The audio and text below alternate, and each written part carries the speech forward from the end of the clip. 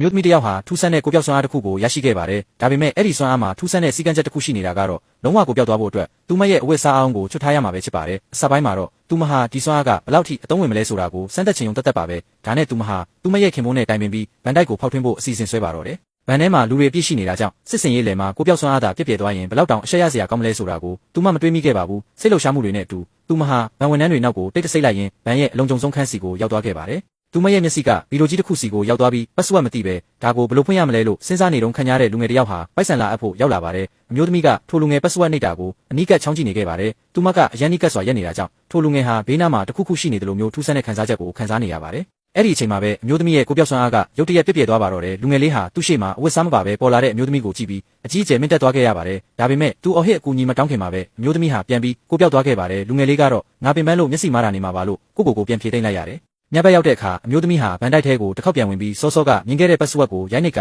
အိတ်ကြီးတစ်လုံးငယ်ကိုပိုက်ဆံတွေအတင်းတမ်းမှထည့်နေတော့မှာပဲ